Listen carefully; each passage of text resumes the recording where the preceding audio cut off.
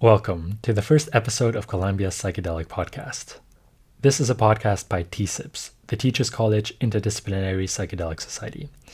My name's Dennis, and I'll be talking to Aidan Lyon today. He's the author of one of my now favorite books, Psychedelic Experience, Revealing the Mind. We'll be talking about the link between attention, meditation, and psychedelics, and how these can work together to increase well-being and to engender mystical experiences that challenge the limits of expressibility. I hope you'll enjoy listening as we take psychedelics literally as revealing the mind. Also, since this was the first podcast, of course there had to be some technical difficulties.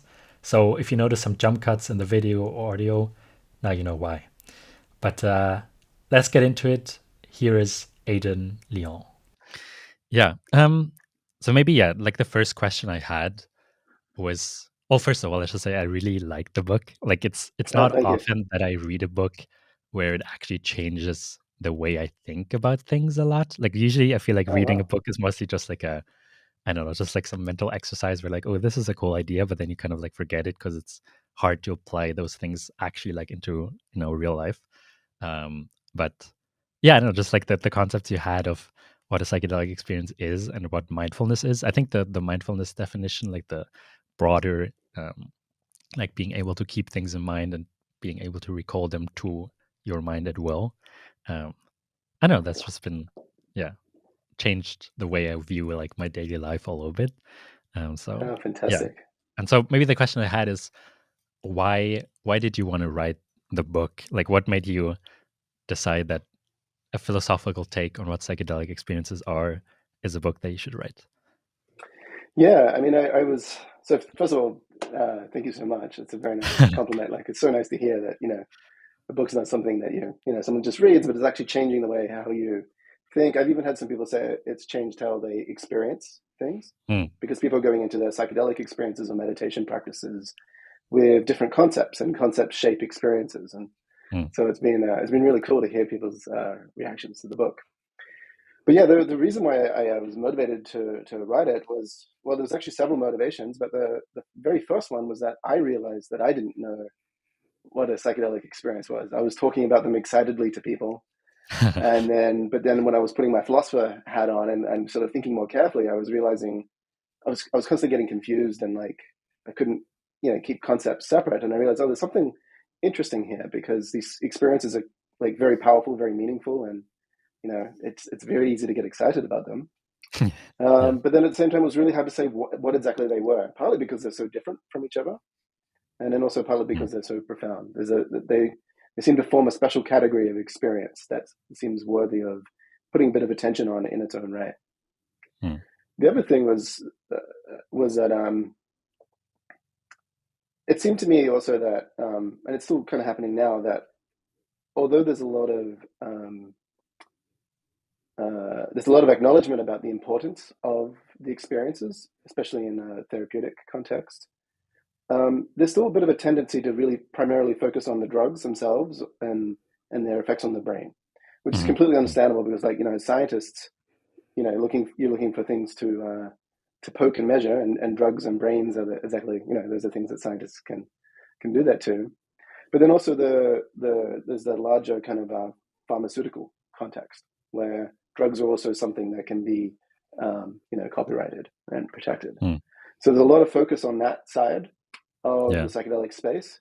And it seemed to me that, like, I mean, I understand why that makes perfect sense, but then at the same time, the experience is really important. And to try to think about this topic from an experience first perspective rather than a substance first perspective, it just puts a different light on all these issues.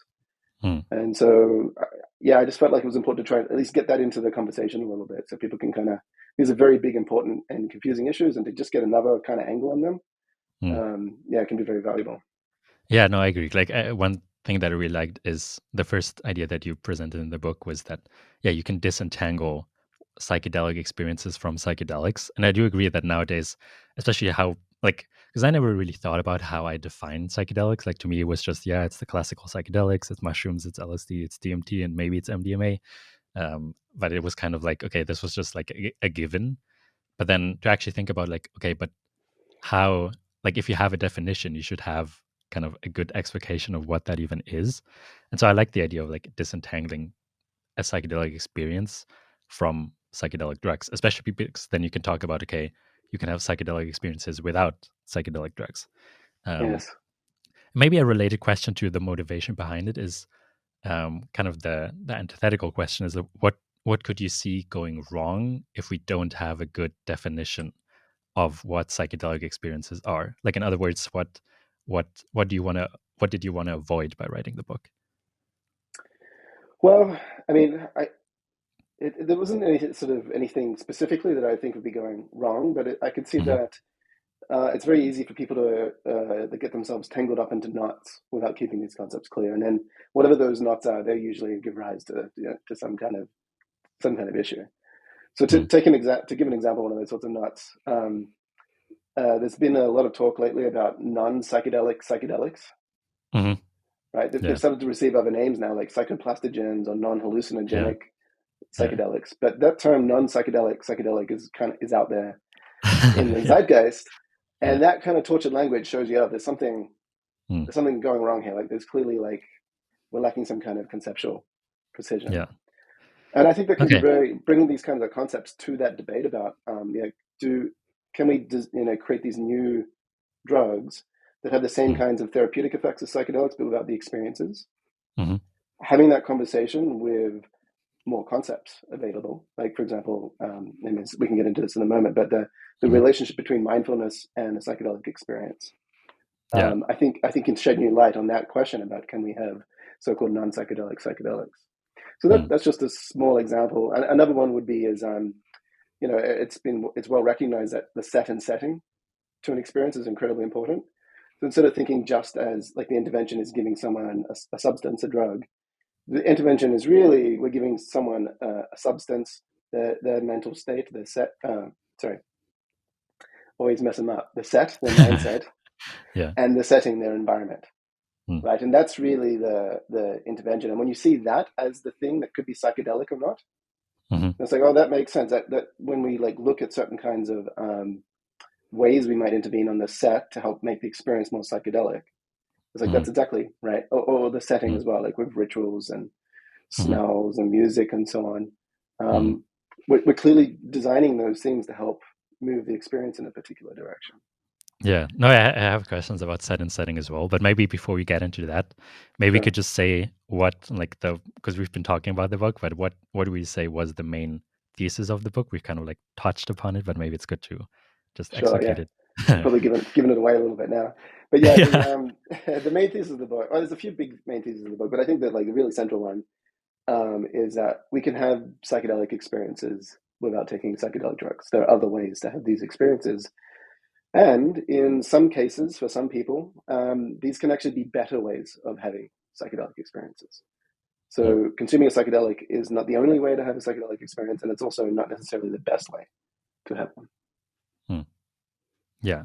Okay. And then you mentioned like, well, I guess the definition that you work with is that psychedelic, taking the word psychedelic literally as mind revealing. Mm-hmm. And I also really like the concept of psychocryptic states. Like I think that's another concept that has kind of changed the way I think a little bit. Um, could you just talk about what psychedelic in that way means? Like what does it mean for your mind to be revealed? Yeah, so the term psychedelic comes from Aldous Huxley and Humphrey Osmond working together to come up with a name.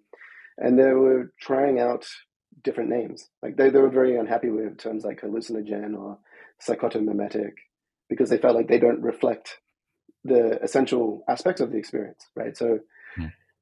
psychedelics can cause hallucinations, but they often don't. And even when they do, it's not really often you know, the thing that's really getting people excited about the experiences.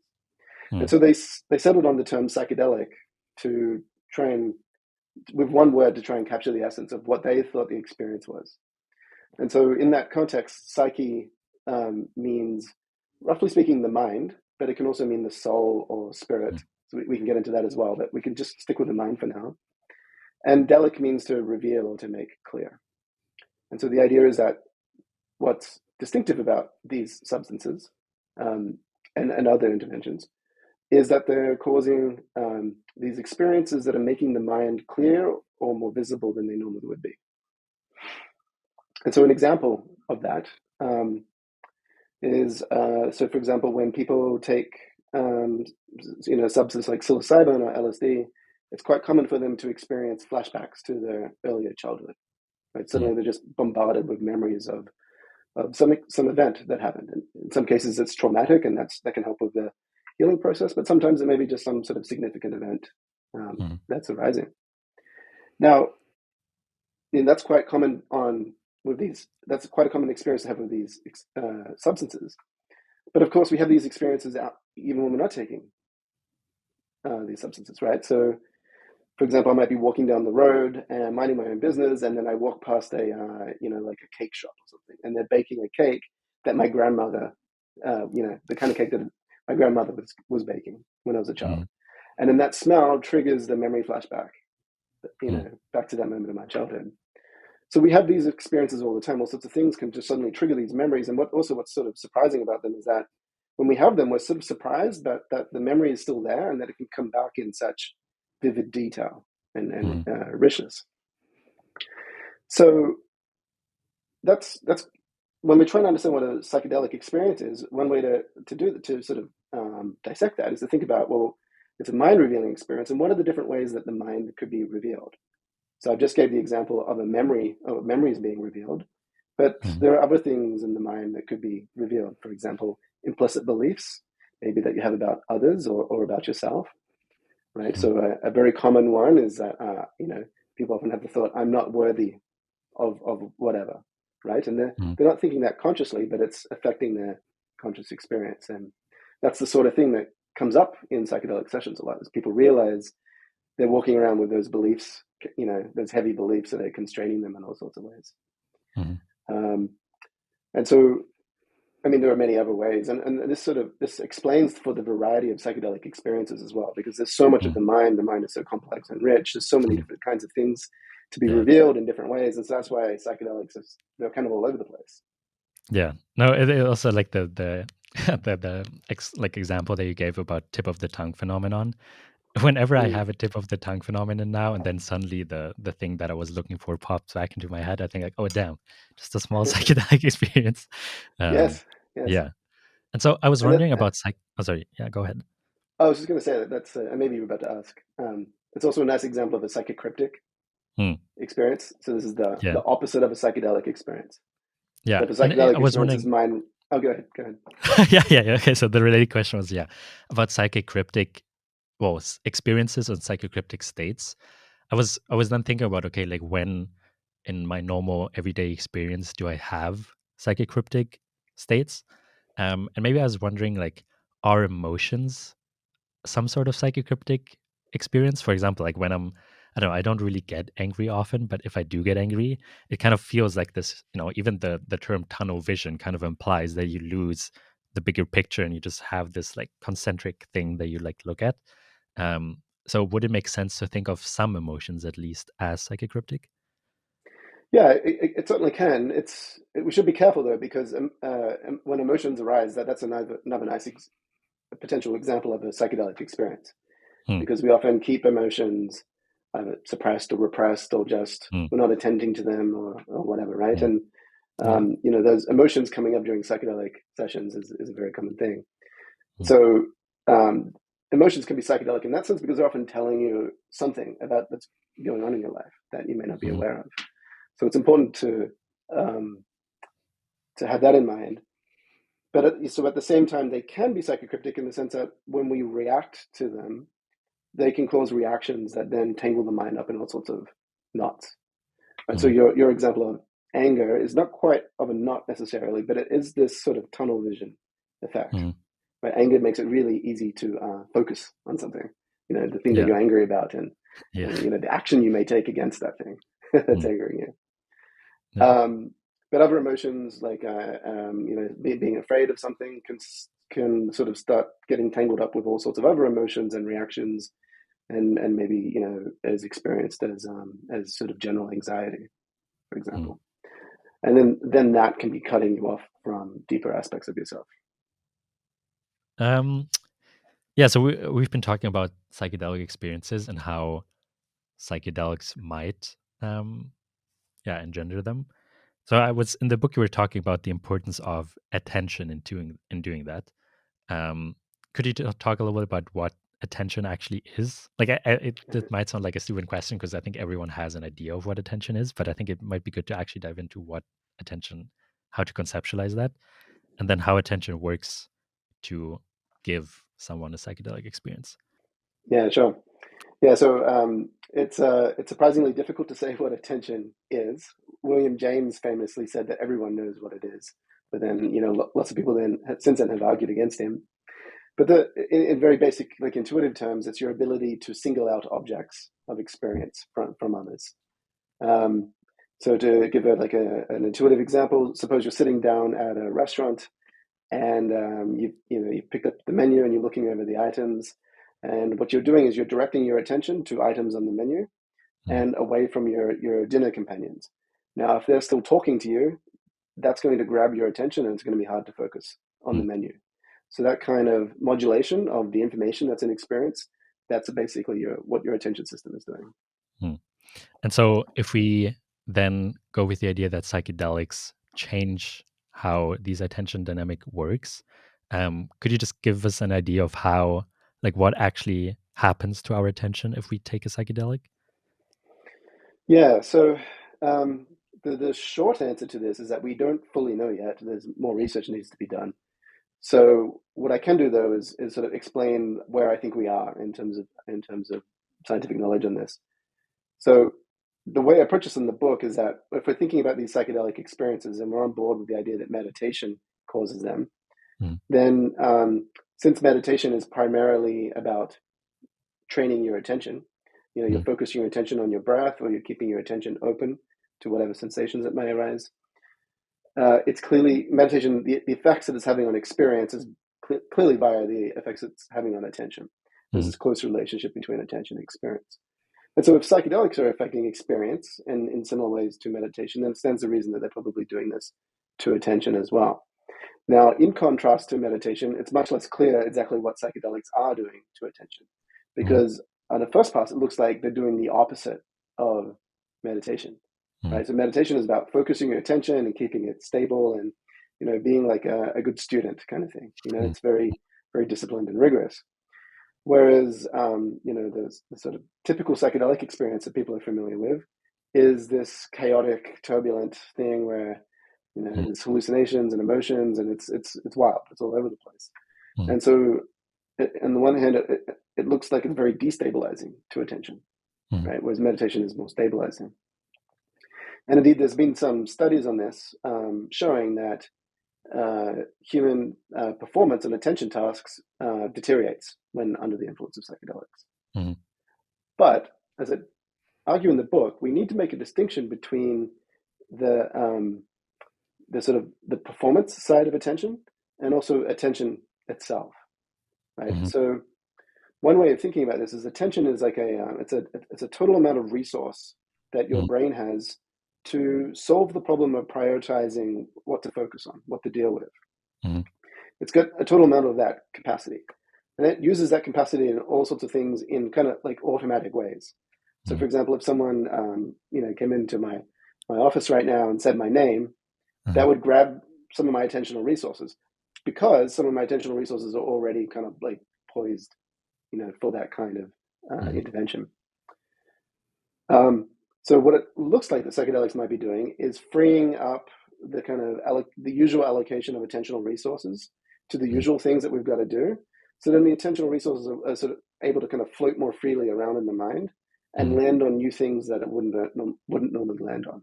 mm, In the case of meditation, that's happening deliberately. We're deliberately putting our attention on certain things, like the breath, mm, for example. And psychedelics is more about breaking free from the usual constraints on attention. mm. So the sort of the dynamics, underlying dynamics, are quite different, but the overall effect is the same, which is basically more things are receiving attention than they otherwise would, and that's Yeah. why those things are starting to appear in awareness. Yeah. It was funny because when I was reading that passage in the book, like kind of a metaphor image popped into my mind. And you can let me know if that metaphor, in what way it makes sense and in what ways it doesn't. But I was kind of imagining like being a farmer and having just like a field of a plot of land where I've have some seeds of like vegetables and everything else, and that I'm connected to like I guess a river, and I've diverted a small stream of water to come into the field to like water my Mm. crop. And so what meditation is, I guess, is like digging those trenches so that I can kind of control where the water goes. And what psychedelics do is just making the connection to the river bigger. And I think Yeah. in my mind it made sense because also it kind of explains the synergistic effects of meditation and psychedelics, in that if you're not really good at meditation or at controlling your attention, you don't really have the intricate system of like water diversion in your field. So if you take a Yeah. psychedelic, just get the whole river on your field and it might just flood everything and kind of like pull everything apart. Whereas if you've trained yourself and made good plans of where you want the water to go, then opening up the river kind of helps you actually helps the plants grow and like things come up in your mind in the way that you might want them to. Um, Yeah, yeah, yeah, absolutely. I love that. It's another metaphor that I have. It's like this is when people win the lottery, mhm. and apparently like it makes them less happy eventually Yeah, because yeah, yeah. they just spend all the money, right? And so if you don't have good spending habits, you're not good at managing money, then suddenly Mm, getting a whole lot of money, even though it's like what you really want, can actually be harmful. mm, And so I think it's a little bit like this with meditation and psychedelics. There's basically energy in the system or in the mind, mm, and your ability to manage that greatly affects the experience that you have when you're releasing that energy, that attention. mm, But I should say though that these are very coarse-grained characterizations of psychedelics and meditation, mm, because there are some meditative practices that are very much about like just raising the energy mm, of your system. So particularly like for example Kundalini practices mm. from tantric yoga. Um, they're very, I mean, there's all sorts of practices, but some of them are very much about really activating the system and getting that energy to flow Mm. through. Yeah, because related to that, I watched an interview with John Vervaeke before, and you both kind of mentioned the importance of movement practices. Because usually, I think when Yeah. people talk about mindfulness practice or meditation, they think about a guy sitting in their like cushion and just saying "Om" the whole time. But you also mentioned the importance of movement practices, and I was wondering how you think movement practices are uniquely beneficial in helping your thinking. Yeah, I mean, they help in all sorts of ways. That's a whole nother book there.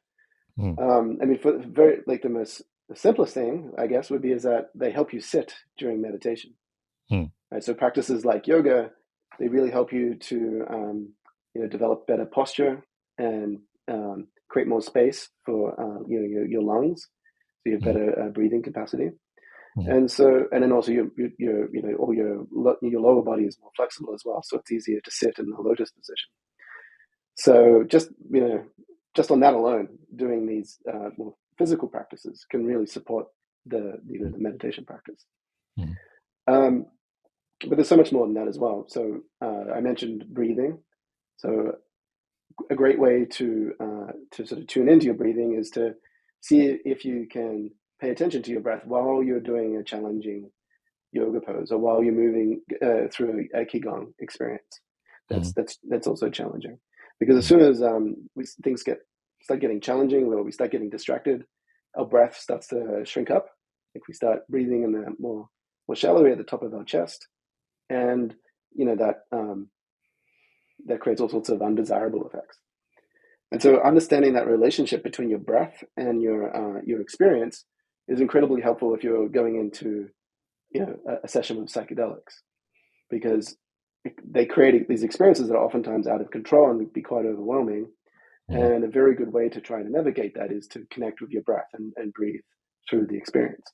And so, Mm, by having done the hard work of these movement practices, that skill of grounding in your breath it's just so much more powerful. mm. And yeah, Yeah, yeah, that makes a lot of sense. I've also just noticed, like for example, when I have conversations with people, I much prefer going for a walk. I mean, there might be a host of other reasons why that, like being in nature and all that type of stuff. But I just feel like sitting. It's almost like if we had this conversation while we're walking in the park, For me, it Yeah, just feels like it's so much easier to think more freely and less. I mean, it might just literally be the fact that you can move around, which just gives you more flexibility in your thought. Um, yeah, absolutely. yeah, I think it's an important. So I have a standing. I'm standing right now. I have a standing desk, Yeah, and yeah, yeah, so I can move around and stretch, and mm, yeah, yeah. Maybe I should yeah. I record mean, my. it depends. I mean, it depends how far we want to go with this, but a lot of people also argue that there's all this information processing happening in the body. Mhm, So as academics, we're kind of encouraged to be brains in vats. We're huddled over our computers, and we're trying to read as much and write as much as possible. mhm, And the body is just for like getting that brain from one conference or classroom to the next. mhm, But there's so much going on in the body, and so really tuning into that and developing a healthy body and a sort of closer relationship to your body. I find personally that it's just a tremendous source for insights and creativity and a way to bring mental clarity to situations where you'd be mhm. confused otherwise about how to do it. You'd be stuck in brain fog. Yeah, yeah. Okay, so there's probably so much more you can talk about with Yeah, meditation. I think. yeah, yeah. But one thing I wanted to get into as well is the connection between psychedelic experiences and well-being slash wisdom. Um, Mhm. of course, the one important way in which psychedelics are currently experiencing a revival is in the therapeutic space. So there's a lot of research into psilocybin for depression, psilocybin for alcohol, MDMA for PTSD. And so if we go with the hypothesis that psychedelics cause mind revealing experiences, could you maybe talk a little bit about the connection between how having a mind revealing experiences might be beneficial for well being?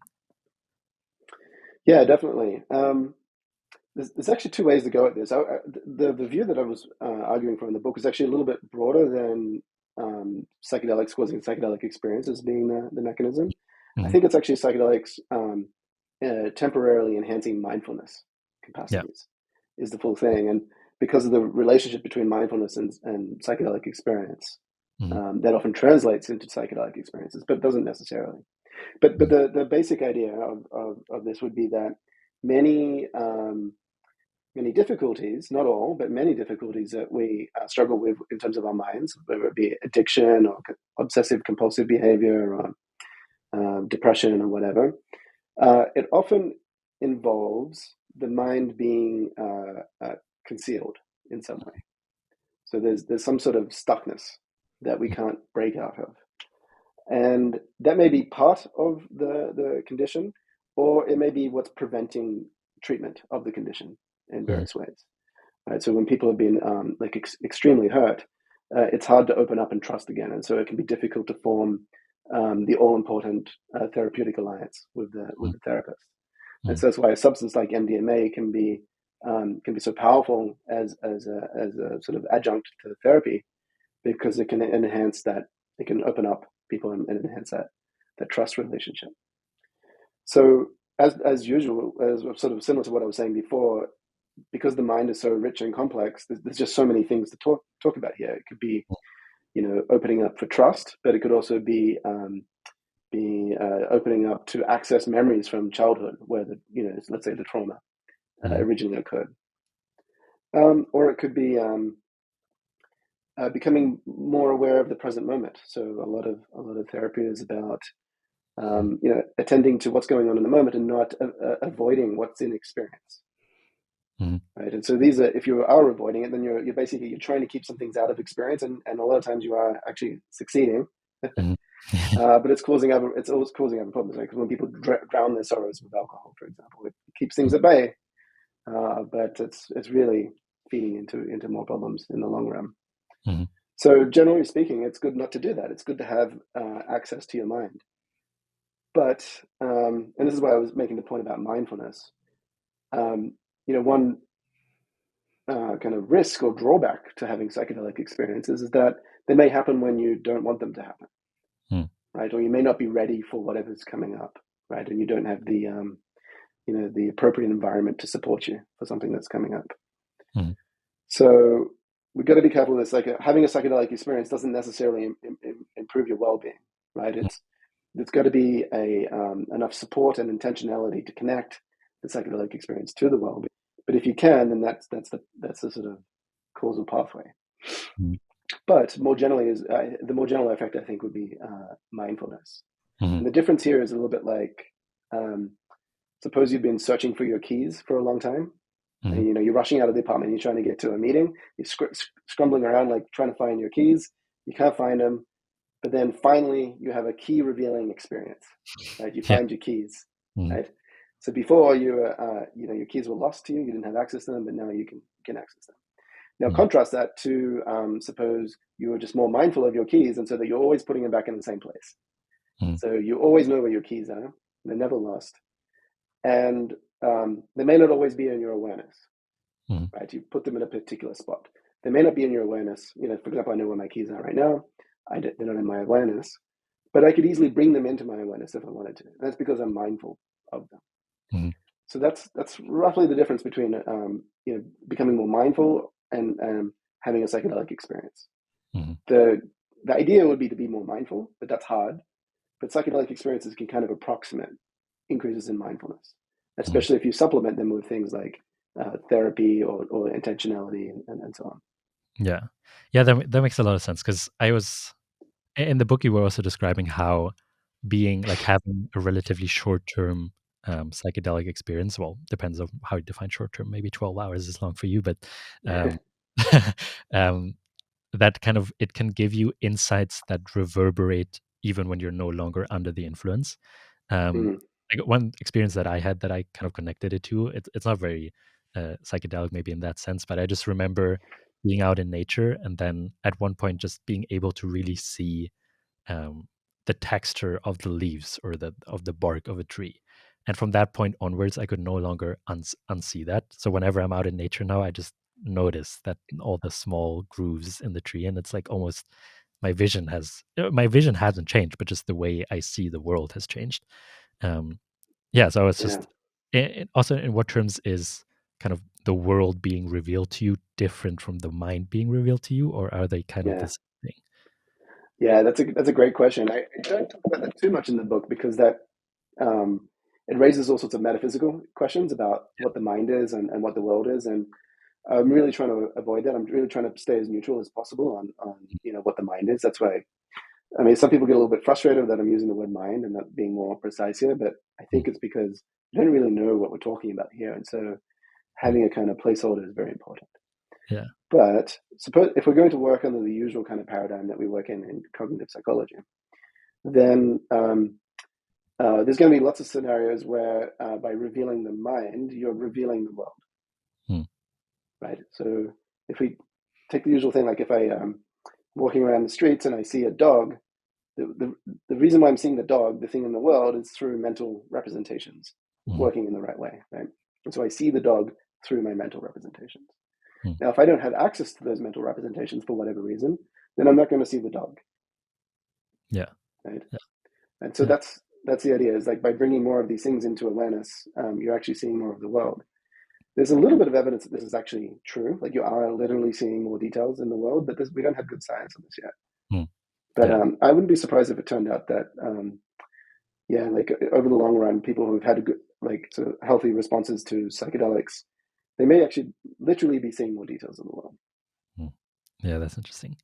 Yeah, maybe to go like even a step further, you just mentioned that we don't have a lot of ideas yet about, how we can actually conceptualize whether we see the world or whether the our mind better. But maybe to go into an area that maybe is even more ineffable to us, is mystical experiences. So there's Hmm. you know, mystical experiences are kind of the peak psychedelic experience, I would say.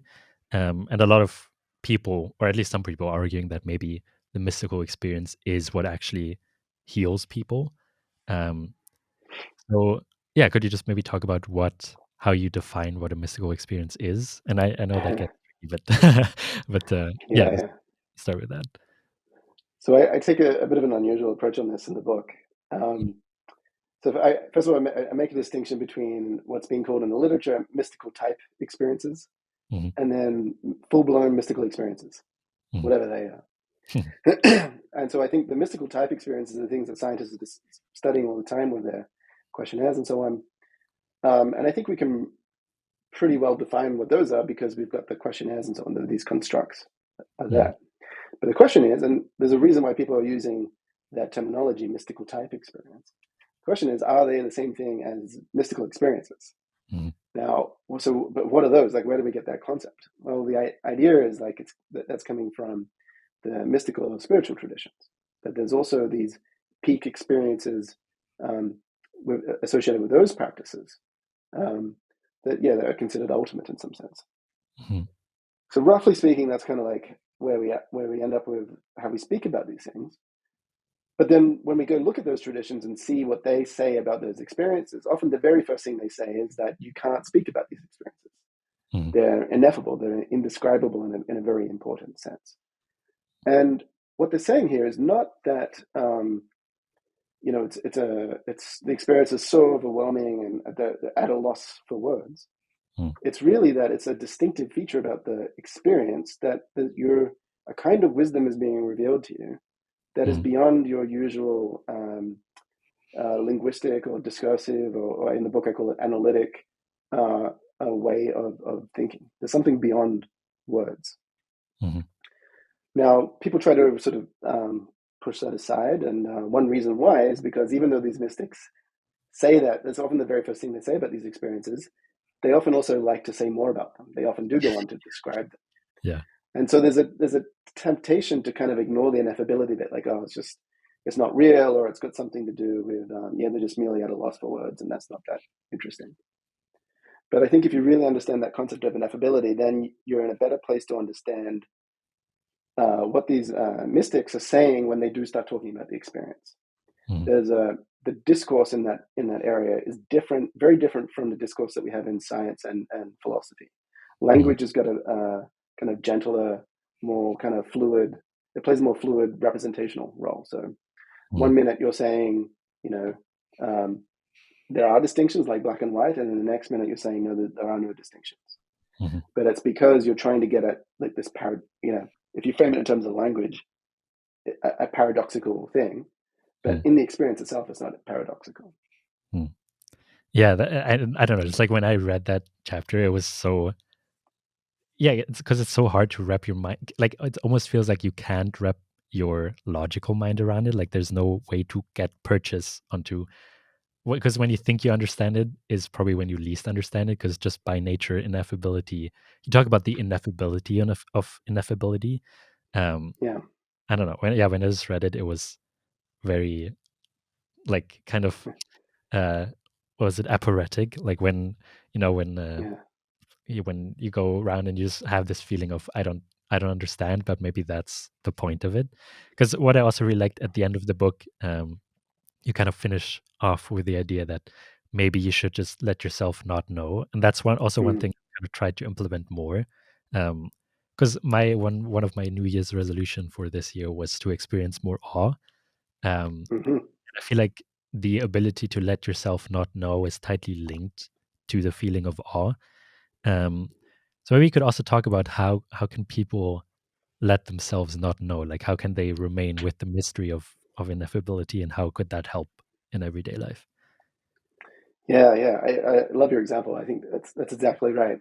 Mm. Um, So opening up to awe and wonder, the mystery of everything.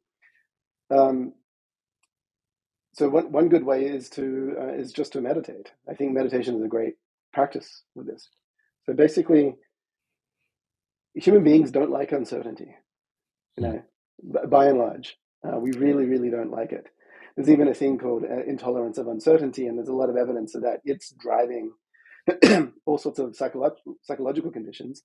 By the way, a lot of them are exactly the conditions that psychedelics treat. Mm. Mm. So we have this really strong tendency to avoid uncertainty and to lock things down in some way, to make things more certain, because that makes us feel safe. And Mm. that can obviously be a very valuable thing, but it locks us into a way of looking at the world, Mm. which may not always be effective. So one way to do this is to just notice more when you're uncertain about something. If someone asks you a question, for example, and it's a business meeting or something, and there's a lot of pressure for you to know, because our culture really wants people should know things, to be successful. But just being able to say, "Oh, I don't know," in that kind of environment, or at least to notice it yourself, just Mm. to for a moment to notice, Yeah. actually, I don't know the answer to this. Just those little practices can go a long, long way. Mm. I would also say that practicing philosophy, Mm. we talk about studying philosophy or doing philosophy, but also I think practicing it is a good way to think about philosophy, because philosophers, it's so annoying in a way, right? Because we have all these questions and you want answers, and as soon as we get answers, we end up with more questions. Mm. So the whole practice is about just like, what is going on? Yeah. Whatever position you stake out, no matter how well you argue for it, there's always some other philosopher who's figured out, an even better argument in response. Yeah. And so being able to just sit with that indeterminacy and that kind of confusion, and not needing to resolve it right away, Mm. that is just a very good practice, I think, of, if you want to be more, figuring out how to let yourself not know and opening up. And it's just, it's this idea of beginner's mind from Zen. You see it in a lot of these traditions, this willingness of having a more of a childlike mind, being, having wonder and curiosity, openness, Mm. the ability to empathize with other people. That's an important aspect of letting yourself not know. So if you're in a conflict with someone, for example, Mm-hmm. or a heated debate or something, it's very tempting to, like, we have to defend ourselves or defend our position. Mm-hmm. But oftentimes a better way of doing that is, well, just see if you can just go into the other person's shoes and really understand where they're coming from, and just pause for the moment that you know how things are, because you may not actually. And so Mm. being able to go into the other person's experience and really seeing things from their perspective Mm. can be very valuable. At the very least, so it may show you that you're wrong. You thought you were right? But at the very least, if they're the person that's wrong, assuming someone's wrong, you're better able to talk to them about that and to find common ground. Mm. So this letting yourself not know and being open, I think, is, it's incredibly powerful. And this is why you see it emphasized so much across so many of the different spiritual traditions. Mm. This Yeah. intellectual humility, for example. Yeah. No, I agree, because I also remember John Rovecki talking about how the concept of agape, like the Yeah. Greek concept of one type of love, and that it is kind of grounded in this not knowing, that you kind of commit yourself. If we talk about a romantic relationship, let's say, that you commit yourself to the mystery of the other person, because as soon as you think you understand and you almost treat the person as an object that you've kind of figured out, is Yes. when you no longer really are connected to them in some sense, because obviously you haven't figured them out. Like a person is way more complex than anyone can ever understand. So I think Yes. the Yeah. wonder You has. end up more engaging with your model of the person than the Mm, person themselves. yeah. All right. Well, I think that might be a good ending point for our podcast, because now we talked so much about what psychedelic experiences are, but maybe the takeaway is that people should let themselves not know. We gave them a good Yes, explanation, that but would be nice. maybe the main takeaway is that maybe this whole podcast was in some sense in vain, but also maybe not. So yeah, thank you so I much don't think for talking to us and talking to me. And yeah, I can really recommend that people read the book. We've touched upon a few things, but there's a lot more things that you discuss in the book. So yeah, thanks for coming and talking. Yeah, thank you so much for having me. It was a really enjoyable conversation, and I really enjoyed your questions. So, this was it for the first episode. I hope you enjoyed, and I hope you got something out of it for yourself. Aidan is a really great guy to talk to, and I bet we could have just sat here for another hour or two just talking about all the concepts related to psychedelics. But alas, as is always the case, too much to talk about and too little time. So, I hope there's going to be a round two at some point. But once again, I can highly recommend giving the book Psychedelic Experience Revealing the Mind a read. It just released in the US and it should be on Amazon. And remember to let yourself not know.